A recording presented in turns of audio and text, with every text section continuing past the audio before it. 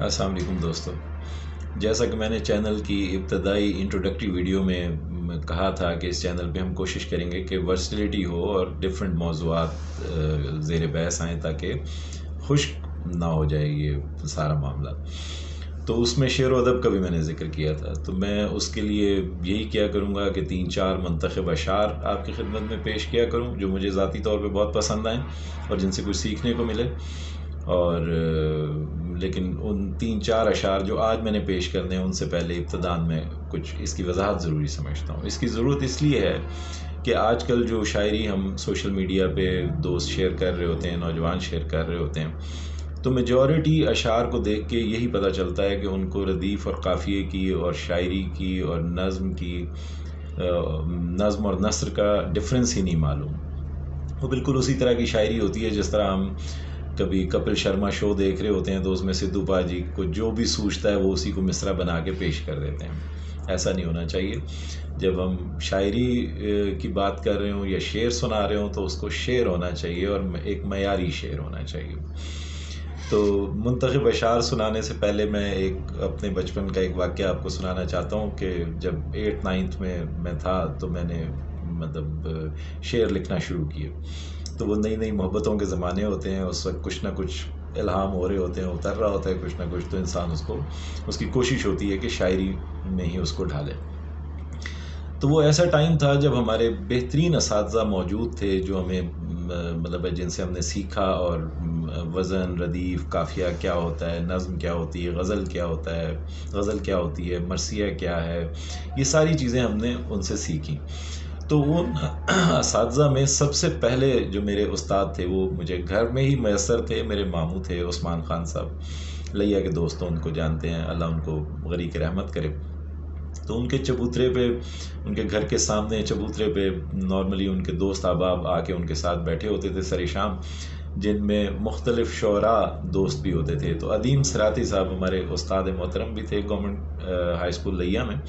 اور عدیم سراتی صاحب تقریباً ان کے ساتھ ڈیلی بیسس پہ جمن شاہ جانے سے پہلے بیٹھے ہوتے تھے۔ تو میں نے ایک دن غزل لکھ کے ان کے سامنے پیش کی، ماموں کے ہاتھ میں دی، تو انہوں نے اٹھا کے وہ غزل دیکھی۔ دیکھنے کے بعد میں نے تصحیح کے لیے انہیں کہا کہ اس کی تصحیح فرما دیں، تو انہوں نے اس کو پڑھا۔ پڑھنے کے بعد عدیم سراتی صاحب کے ہاتھ میں وہ کاغذ تھما دیا۔ عدیم سراتی صاحب نے بھی اس کو پڑھا، وہ بھی اپریشیٹ ہی کرنے لگے تھے کہ میرے جو ماموں تھے عثمان خان صاحب، اللہ ان کو غریق رحمت کرے، انہوں نے فوراً برجستہ مجھے کہا کہ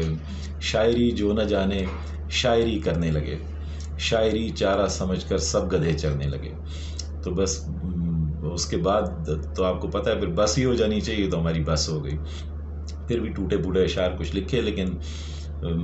میں ہمیشہ کہتا ہوں کہ سخن گوئی کا تو کوئی دعویٰ نہیں ہے ہمیں، لیکن سخن فہمی کا ضرور ہے۔ ہم ایک ایسے دور میں پیدا ہوئے جب اردو اور مختلف جو زبانیں ہیں اور شعر و ادب سے جو لگاؤ تھا لوگوں کا، وہ شاید اس وقت زیادہ تھا، لوگ اس پہ زیادہ محنت کرتے تھے۔ تو ابھی بھی ہمیں محنت کرنی چاہیے اور دیکھنا چاہیے کہ جو ہم شعر کی صورت میں لوگوں کے سامنے پیش کر رہے ہیں وہ شعر ہے بھی کہ نہیں۔ تو اب آتے ہیں اپنے آج کے منتخب اشعار کی طرف، اور ابتدا جو ہے منتخب اشعار کی ہم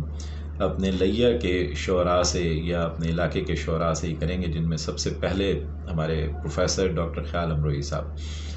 ان کا میں جو شعر پیش کرنے جا رہا ہوں وہ صبح کے منظر کے بارے میں ہے، اور اتنا خوبصورت صبح کے منظر کی جو وضاحت ہے یا شعر میں اس کو بیان ہے، وہ میں نے کسی دوسرے شاعر سے کبھی نہیں دیکھا کہ اس نے اتنی خوبصورتی کے ساتھ صبح کے منظر کو بیان کیا ہو۔